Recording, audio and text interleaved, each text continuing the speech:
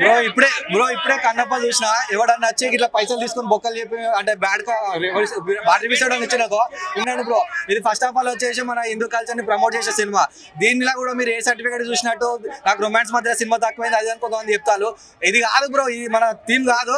మనోడు విష్ణు అన్న ఒక కాన్సెప్ట్ పట్టుకొచ్చిండు. కన్నప్ప అనే భక్తుడు ఎలా ఉండేవాడు ఏంటిది మన శివ భక్తుడు ఎట్లా అయినా చూపించడానికి వచ్చిండు. అందులో అయినా సక్సెస్ అయ్యిండు బ్రో. దీన్ని 1000 కోట్లు 2000 కోట్లు బడ్జెట్ ఏం పెట్టుకోకుండా మనోడు ఏంటిది స్టోరీ ప్రమోట్ చేయాలనుకున్నాడు చేసేసిండు అంతే. అది ఆల్రెడీ చెప్పిండు. విఎఫ్ఎక్స్ టీమ్ లో నాకు కొంచెం మిస్టేక్స్ అయినాయి, అది నేను సెట్ చేసుకున్నా అన్నాడు. సో అదంతా పక్క పెట్టాడు బ్రో. ప్రభాస్ సినిమా అంటారు కదా, ప్రభాస్ అని వచ్చేసి జస్ట్ ఒక ట్విస్ట్ ఇట్లా ప్లాట్ ట్విస్ట్ చెయ్యాలని లేపిండు, వదిలేసిండు.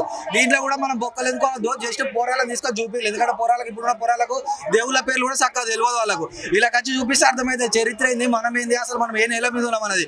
ఇవి ఒక్కసారి చెప్తున్నా బ్రో. విష్ణు నాకు అంత హోప్స్ లేకుంటుండే పిచ్చెక్కిచ్చాడు క్లైమాక్స్ లో. నేను అసలు ఎక్స్పెక్ట్ చేయలేదు అంత. మొత్తం విష్ణు నాకు కన్నుడు బిక్కొని మొత్తము ఆ బ్లడ్ అంతా యాక్టివ్ గా పిచ్చెక్కిపోయింది. అండ్ ఇంకోటి చెప్తున్నా, మధ్యలో ద్వాపరయుగ పాండవుల గురించి కూడా చిన్న లైన్ ఉన్నది. అది నేను కూడా అంటే మన లాలు గారి నుంచి ఎక్స్పెక్ట్ చేయలేదు. అదొక మంచి ట్విస్ట్ మూవీకి. అంటే చాలా ట్విస్ట్ పెట్టిండు మనోడు. Okay fine, last end of the day Kannappa hit bro. ఆయన పెద్ద బడ్జెట్ అంటే బాక్స్ ఆఫీస్ దగ్గర పెద్ద కలెక్షన్ ఇవ్వాలని ఏం లేదు. మూవీ హిట్ అయిపోయింది. ఈ నెగిటివ్ రివ్యూస్ ఏం పట్టించుకోకుండా ఒకవేళ నెగిటివ్ రివ్యూస్